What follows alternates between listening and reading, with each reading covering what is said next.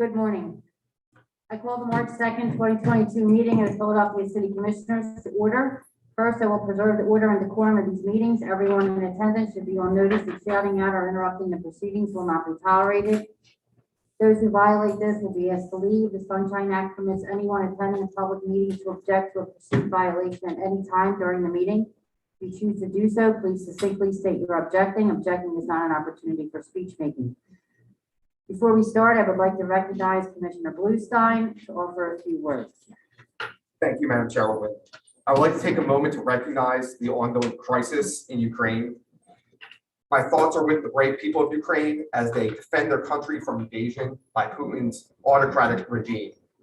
This attack on freedom and democracy in Ukraine is an attack on freedom and democracy everywhere, and we stand with them. Thank you. Thank you, Commissioner. We will now move to public comment. Commenters shall state where they live, or if they are not a resident of Philadelphia, that they are a Philadelphia taxpayer.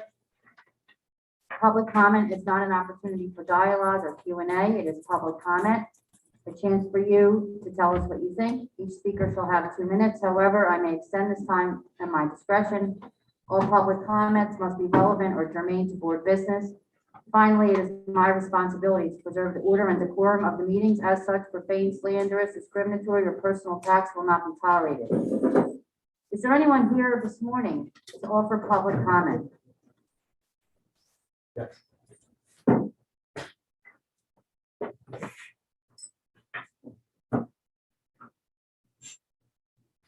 morning, Commissioners. My name is Rich Garrell. I'm with Protect Our Vote Philly. Thanks for that statement, Commissioner Bluestein. We're, of course, in total agreement. To stay on the topic of democracy, a couple of weeks ago, Chair Deely announced that there had been an executive session on February 14th. I wanted to point out, as we've pointed out many times before, that the Sunshine Act requires that the reasons for executive sessions be given. And it says in section 708, the reason for holding the executive session must be announced at the open meeting. Now, it's been ruled by Commonwealth Court in Reading Eagle versus Reading Council that the reasons for the executive session have to be specific, quote, indicating a real discrete matter that is best addressed in private. It means you can't just give the legal excuse for the executive session, as you did, meaning meet with counsel to discuss litigation. You've got to say what the topic of the litigation is. If it's an ongoing case, you've got to specify the case.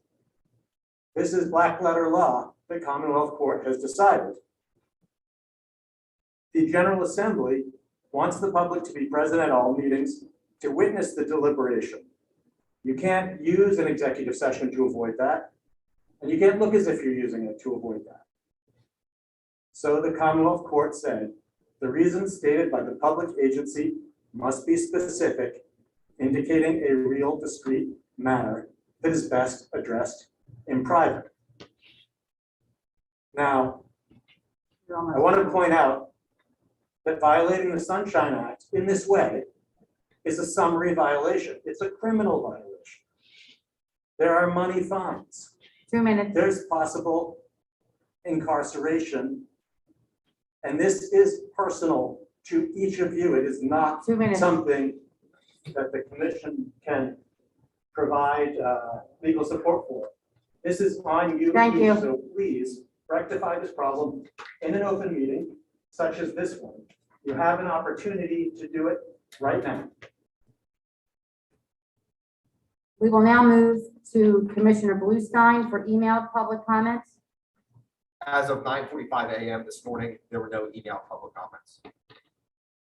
We will now proceed to old business, and I will call on Joe Lynch to read the report from the Executive Director. Morning, Commissioners. Good morning, Joe. Today's sunshine report, the County Board of Elections report, they are still waiting for a court order from the Pennsylvania Supreme Court regarding the petition signing calendar. Out of an abundance of caution, the Philadelphia City Commissioners have made petitions available online at philadelphiavotes.com or in City Hall, room 142.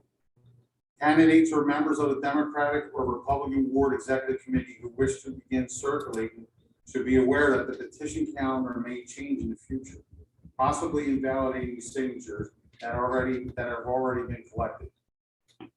Candidates should consult an attorney for any legal advice. The previously released petitions from February 9th will be accepted, though circulators should be aware that the dates of circulation printed on them are no longer valid, and that signatures collected before the dates specified by the Pennsylvania Supreme Court will not count. County Board are currently accepting absentee and mail-in ballot applications online at vote.pa.gov or by paper application. As of yesterday, they have processed all ballot applications received through Monday.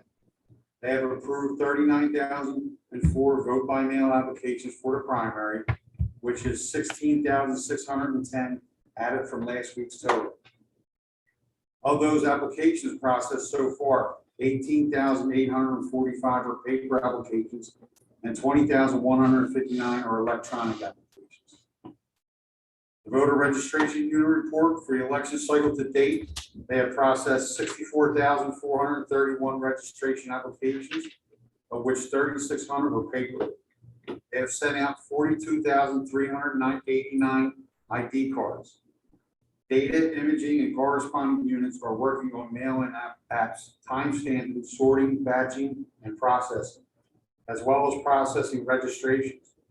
Documents are making street list districts, full ward sets, and working on the mail. The warehouse unit, they are done with the post-election functionality test. They are completing any repairs they found doing the test. They are also doing preventive maintenance on all the locks on each of the machines.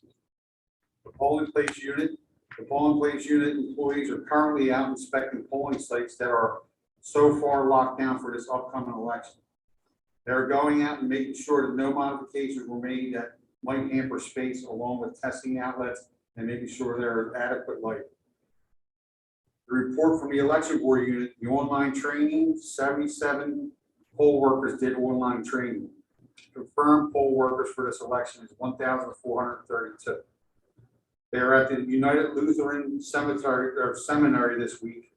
Monday's totals, there were 60 in-person people that came out for training, and yet last night's number was 51. The total schedule for in-person trainings is 891 so far to date. That's all I have, Commissioners. Thank you, Joe. Thank you, Joe.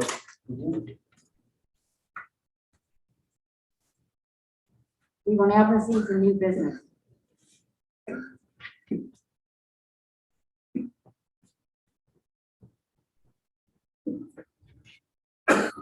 On February 23rd, 2022, the Pennsylvania Supreme Court announced the petition calendar for the congressional and statewide candidates, but not state legislative offices. For congressional and statewide candidates, the first day to circulate and file nomination petitions was Friday, February 25, 2022. And the last day to circulate and file is March 15, 2022. The order did not specify if this calendar applies to candidates for Democratic and Republican City Committee. On Thursday, the Pennsylvania Department of State filed a request for clarification to the court's February 23rd order, requesting that the local committee petitions coincide with the state legislative races. On Friday morning, Delaware County sought to intervene, requesting that the local committee petitions coincide with congressional and statewide candidates. This has caused 67 counties to essentially do 67 different things. Some have not released petitions. Some have told candidates to begin circulating last week. Out of an abundance of caution, we made the petitions available with an explanation of the situation. We expected the order to be clarified shortly, at least no later than yesterday afternoon. It is now Wednesday, and there has not been any clarification from the court. Candidates for committee person are in limbo. They don't know if they should start circulating because the court could rule that those signatures don't count. They will have to go back out again. I was a committee person for 30 years. I can tell you it is hours of conversations around neighbors' kitchen tables to get those signatures. But every day that passes is another day closer to that March 15th deadline. What do they do? There is real confusion out there. Our phones are ringing off the hook. I have people who text me every day asking for an update that I do not have. All this for a volunteer position. They deserve clarity. They deserve to know what their petition calendar is. This is a matter that has arisen to great concern within the last 24 hours because we were surprised that yesterday ended without the Supreme Court issuing a ruling. In fact, this continued right up until this very minute that this meeting began. For that reason, it was not included in the agenda posted to the website prior to 24 hours before the meeting. Therefore, I would like to make a motion to amend today's agenda to add a motion requesting that the Supreme Court of Pennsylvania issue a response to the Department of State's application for clarification in Carter v. Chapman regarding the election calendar for party offices as soon as possible. Second. Commissioner Bluestein, please call the roll. Commissioner Deely? Aye. I vote aye. Commissioner Sabir? Aye.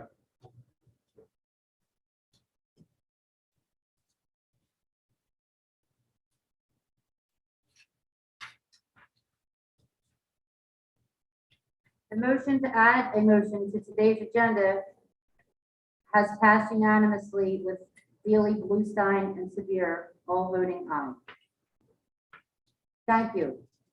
That item shall be added to the agenda, and in accordance with the Sunshine Act, staff shall post an amended agenda to the website at City Hall, room 142, within one business day of this meeting. I now motion that we request that the Supreme Court of Pennsylvania issue a response to the Department of State's application for clarification in Carter v. Chapman regarding the election calendar for party offices as soon as possible. Second. Commissioner Bluestein, please call the roll. Commissioner Deely? Aye. I vote aye. Commissioner Sabir? Aye.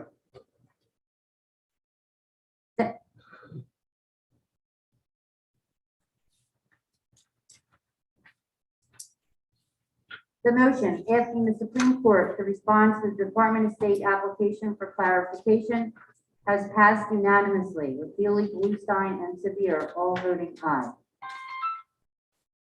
Commissioner Bluestein, do you have any items to be added to the agenda? I do not.